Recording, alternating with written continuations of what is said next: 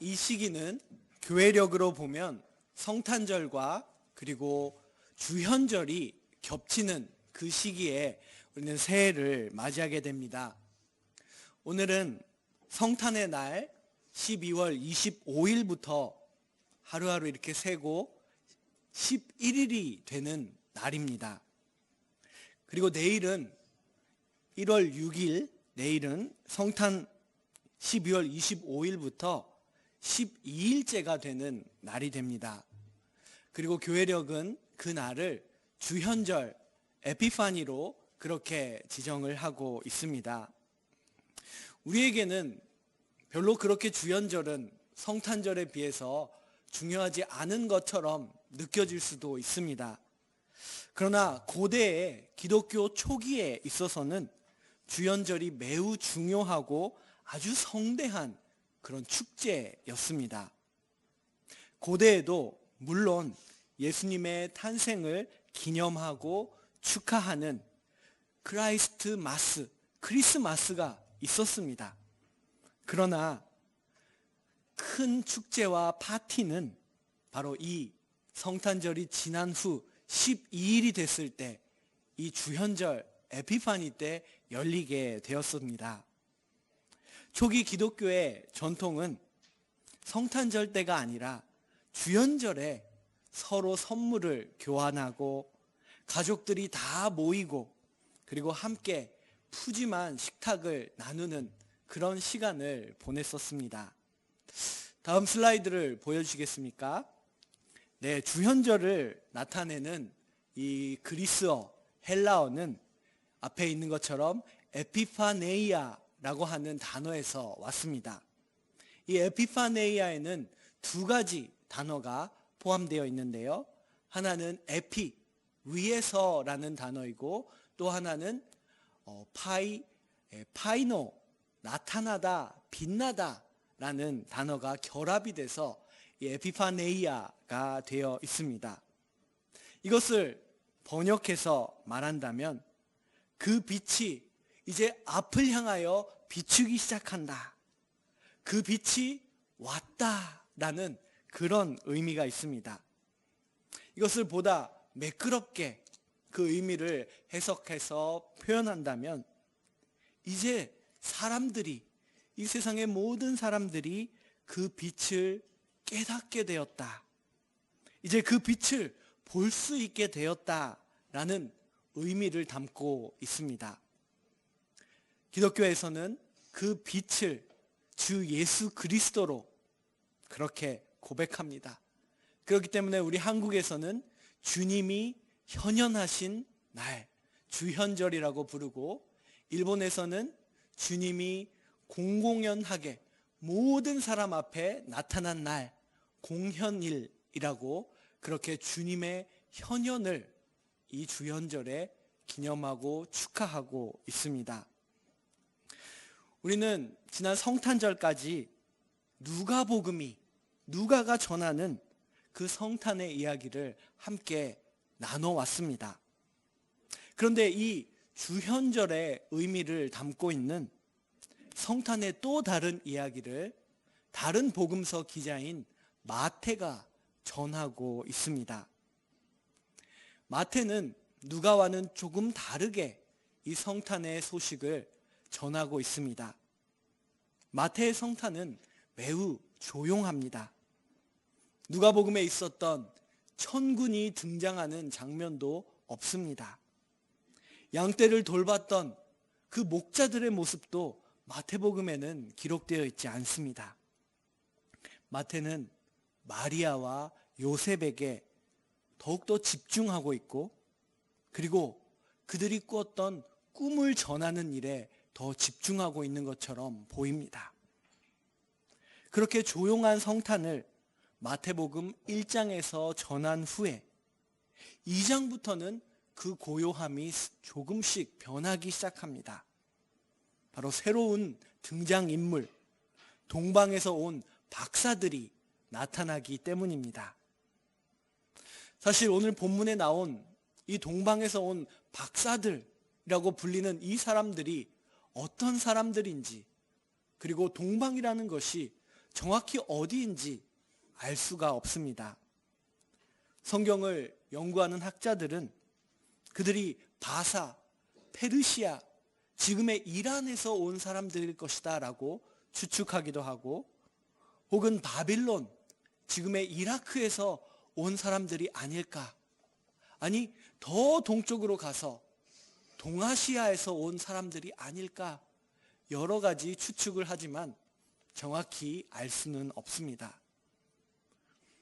마태는 그들이 어느 나라에서 온 어느 민족인지 사실 관심을 보이지 않습니다. 마태가 보고 있는 것은 그들은 이방인이었고 유대인들이 평소에 보지 못하는, 유대인들에게는 매우 낯선 그런 사람들이었다라는 것을 전하고 있습니다. 여기에 마태가 담고 있는 큰 포인트가 하나 있습니다.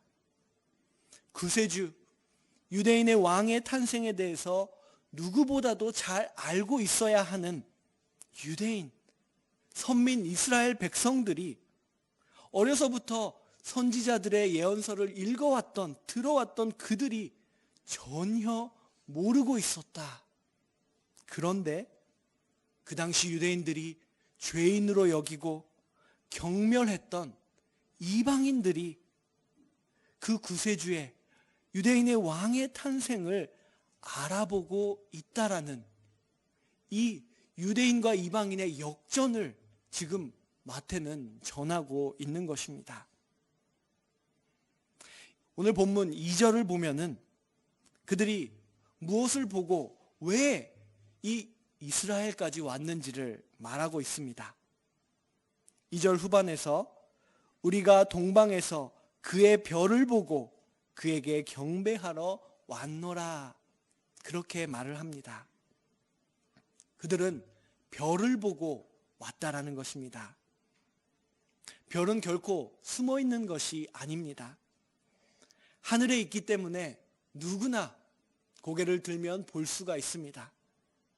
그러나 늘 밤하늘에 보이는 그 별을 관찰하고 계속해서 쫓아가는 사람은 그렇게 많지 않습니다. 그것은 그저 하나의 별이기 때문에 다른 별들과 똑같다라고 생각하는 사람들이 아마 대부분일 것입니다. 그런데 이 동방에서 온 이 이방인들은 그 별을 봤을 때 그 별을 매우 중요한 사실을 나타내는 아주 중요한 증거로 삼고 그들은 그 별을 관찰하고 따라서 지금 이곳까지 왔다라는 것입니다. 우리도 밤하늘을 보는 그런 기회가 있을 것입니다. 요즘은 굳이 추운 겨울 밤하늘을 보지 않아도 플라네타리움에 가면 낮에도 그 별을 관찰할 수가 있습니다. 그런데 내가 지금 보고 주목하고 있는 저 별을 옆에 있는 사람에게 말해주는 것은 사실 쉽지가 않습니다. 저기 나무 오른쪽에 있는 별이라고 아무리 설명을 해도 한 번만에 그 별을 봐주기는 사실 쉽지가 않습니다. 동방에서 별을 보고 관찰하고 따라왔던 이 박사들이라고 불리는 이 사람들 또한 자신들이 깨달은 별을 다른 사람에게도 전해주는 일을 할 때 여러 가지 어려움이 있었을 것입니다. 그런데 중요한 사실은 이 이방인들은 그 별을 쫓고 그 별을 전하는 그 발걸음을 멈추지 않았다. 그들은 끝까지 그 별을 쫓아갔다라는 것입니다. 오랜 시간을 소요해야 했고 먼 거리를 이동해야 했지만 결코 포기하지 않았습니다. 이 사실은 그만큼 그 별이 그들에게 특별하고 중요했다라는 것을 말해주고 있습니다. 조금 돌아가서 오늘 본문 1절을 보면은 그들이 이스라엘에서 어디에 도착했는지를 말해주고 있습니다. 1절 후반 부분에 동방으로부터 박사들이 예루살렘에 이르렀다라고 기록이 되어 있습니다. 동방에서 온 이 이방인들은 왜 예루살렘에 나타난 것일까요? 그냥 예루살렘을 지나쳐서 별이 이끄는 대로 베들레헴까지 바로 갈 수도 있었을 텐데 왜 굳이 예루살렘에 왔을까? 의문이 생깁니다. 어쩌면 그들은 외국인, 이방인이기 때문에 어떤 정치적이고 외교적인 절차를 위해서 예루살렘에 왔을지도 모릅니다. 아니면 단순히 이들은 이 이스라엘의 수도성인 이 예루살렘에서 보다 많은 사람들에게 자신들이 발견한 그 별의 소식을 전하고 싶었는지도 모르겠습니다. 가라, 산 위에 올라서 그 소식을 전하라, 그런 말이 있는데 이 유대 지역에서 예루살렘보다 높은 곳은 없기 때문입니다. 성경을 읽다 보면 예루살렘을 향하여 올라간다라는 표현을 보게 됩니다. 이것은 동서남북 어느 곳에서 예루살렘을 향해 갈 때도 똑같이 내려간다라는 표현은 절대 쓰지 않고 성경에서는 올라간다라고 그렇게 기록하고 있습니다. 이 표현에는 신학적인 의미와 지리적인 의미 두 가지가 들어가 있습니다. 예루살렘은 거룩한 성전이 있는 곳이고 그리고 실제로 이 이스라엘에서 가장 높은 지대에 있는 곳이었습니다. 그러므로 이 동방에서 온 이방인들이 봤을 때에도 예루살렘은 모든 사람들에게 이 소식을, 이 별을 전하기 좋은 곳이 아니었을까 생각이 됩니다. 그러나 그 소식을 들은 이스라엘 백성들의 반응은 그 동방에서 온 이방인들이 예측했던 것과는 달랐던 것 같습니다. 오늘 본문 3절을 보면 헤롯 왕과 온 예루살렘이 듣고 소동한지라. 헤롯이 마음이 소동하고 불안해졌다라는 것을 말하고 있습니다. 이 사람들은 헤롯의 견제를 받게 되었습니다. 그럼에도 그들은 예루살렘에서 자신들이 본 별, 그 별이 어떤 의미로 지금 빛나고 있는지를 그곳에서 전했다라는 것입니다. 그들이 전하고 있는 그대로 이제 그 세상을 밝히는 그 별이 빛날 때가 찾아왔기 때문입니다. 이 별이 빛나는 그 빛에 대해서는 오래전 이사야 선지자가 이미 예언을 한 적이 있었습니다. 오늘 마태의 본문과 함께 주어지는 구약의 예언서는 이사야서 60장입니다. 이사야서 60장 1절을 보면은 일어나라 빛을 발하라 이는 내 빛이 이르렀고 여호와의 영광이 내 위에 임하였음이라 라고 그렇게 기록이 되어 있습니다. 빛이 임했다. 일어나서 빛을 발하라. 그 빛에 대해서 이사야는 말합니다.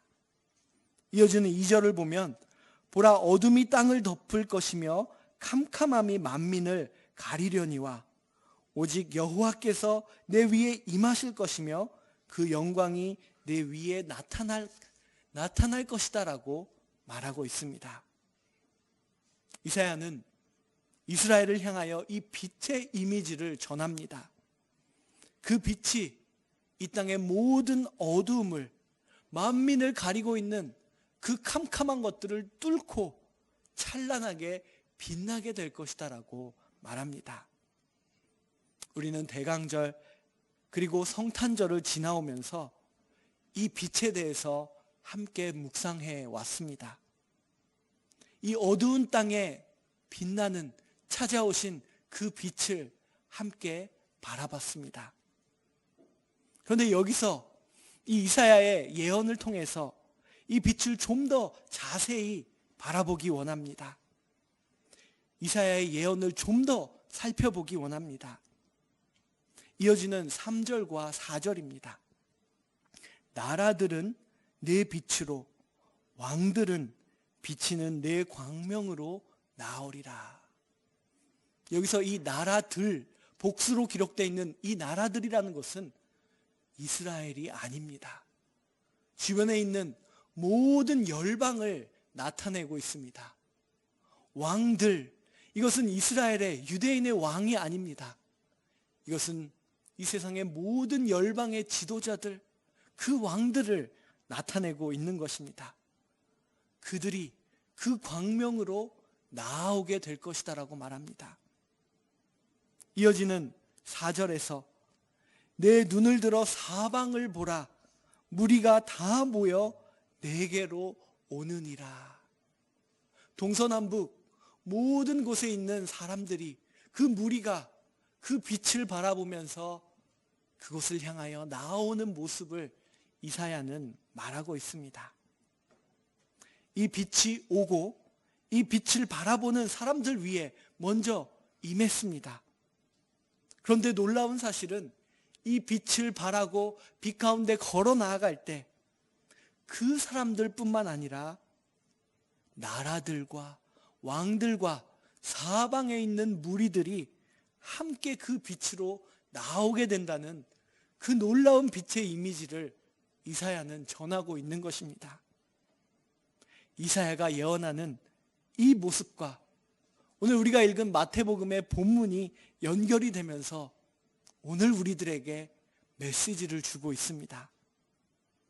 빛은 우리의 힘으로 가져올 수 있는 것이 아닙니다. 오직 하나님의 은혜로 예수 그리스도라는 빛이 이 땅에 오셨습니다. 우리는 그 예수라는 빛 가운데 걸으며 그 빛을 반사하며 살아갑니다. 우리의 삶이 바로 빛 가운데 걸어가는, 일어나 빛을 발하는 삶입니다. 그런데 놀랍게도 우리가 빛 가운데 걸어가고 빛을 발하는 삶을 살아갈 때 나라들과 왕들과 사방의 무리들이 그 빛 가운데로 나오게 될 것이다라고 말하고 있는 것입니다. 우리는 이 동방에서 온 이방인들과 함께 열방 나라들과 왕들과 사방에서 온 무리들과 함께 그 빛 가운데 기뻐하고 걸으며 그 빛을 발하는 그 모습으로 초대받은 사람들입니다. 바로 우리 동경교회 이 에클레시아가 이 사명을 하나님으로부터 받았다라는 것을 알 수가 있습니다. 그런데 우리에게는 이 교회의 사명이 있는데 때로는 그 사명에 집중하기가 너무 힘이 듭니다. 빛을 발하라고 하셔서 일어나서 빛을 발해야 하는데 언제 빛을 발할 것인지 모두 의견이 다릅니다. 어떻게 일어날 것인지, 얼마만큼 높이 일어날 것인지 모두 의견이 달라서 이 사명에 충실하게 집중하지 못할 때가 있습니다. 우리가 하나님의 백성으로서 에클레시아에 부르심받은 그리스도인들로서 어디를 통하여 우리의 마음을 하나로 모을 수 있는지 그 초점을 오늘 본문은 말해주고 있습니다. 그것은 바로 지금 우리가 드리고 있는 이 경배라는 것입니다. 우리는 하나님을 함께 경배할 때 마음이 모아지고 우리의 사명이 무엇인지를 깨닫고 함께 집중할 수 있게 된다는 것을 이 동방에서 온 이방인들이 보여줍니다. 오늘 2절 말씀 다시 한번 보겠습니다. 동방에서 그의 별을 보고 그에게 경배하러 왔노라.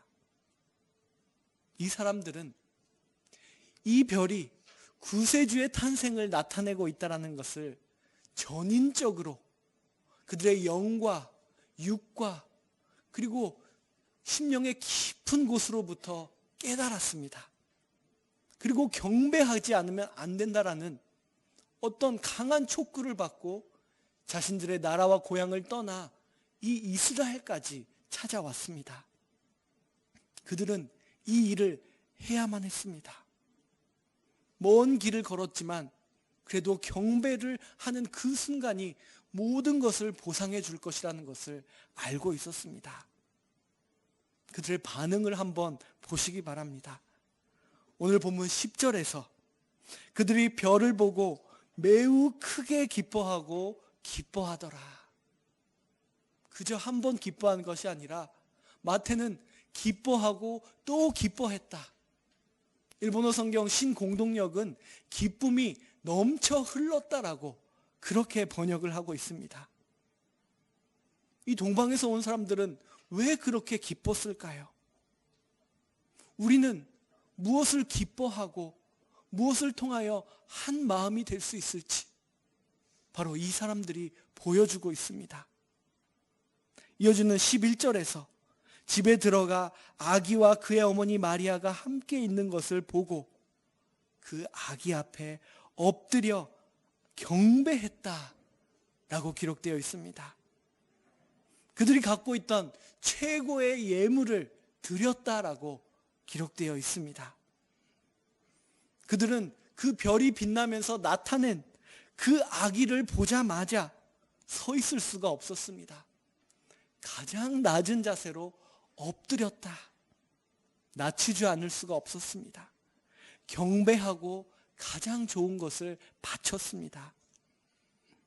그들은 지금 자신을 초월한 절대자 앞에 선 것입니다. 이 세상을 어둠으로부터 구원할 그분 앞에 별을 다스리고 전 우주의 피조물을 다스리는 그분 앞에 마치 물이 위에서 아래로 흐르는 것처럼 너무나 자연스럽게 경배했다라는 그것을 마태는 전하고 있습니다. 여기서 우리 인간이 어떻게 창조함을 받았는지 깨닫게 됩니다. 하나님께 경배하는 존재로서 우리는 만들어졌습니다. 우리는 살아가면서 인간의 불완전함을 깨닫습니다. 그리고 그 불완전함을 채워주시는 하나님께 경배합니다. 우리는 살아가면서 우리의 죄악을 깨닫습니다. 우리가 얼마나 하나님으로부터 멀어진 불완전한 죄인인지를 깨달았을 때 그 모든 죄를 사하실 수 있는 분 앞에 나아가 경배합니다. 지금 동방에서 온 이 이방인들은 그 창조된 모습으로 경배하고 있습니다. 그들은 이 순간을 위해 어쩌면 몇 년 동안 이 여정을 걸어왔고 많은 고생과 희생이 있었지만 이 순간 그들은 모든 것을 보상받는 것 같았을 것입니다. 그들은 그만큼 절대자 하나님 구세주를 갈망하고 경배하기를 갈망해 왔던 것이었습니다. 이 모습은 우리 인간이 갖고 있는 모습, 단순히 예수 그리스도를 지금 믿고 있는 우리뿐만 아니라 온 인류가 진리를 알기 원하고 절대자 앞에 나아가기를 원하는 인간이 가진 예배하고 경배하기를 원하는 그 인간의 모습을 나타내주고 있습니다. 오늘 이 새해의 첫 번째 주일 그리고 주연절을 하루 앞으로 맞이한 이날 다시 한번 경배하는 사람들이 되기를 원합니다. 그리고 교회로서 그리스도인으로서 빛을 발하는 그 사명을 기억하기 원합니다.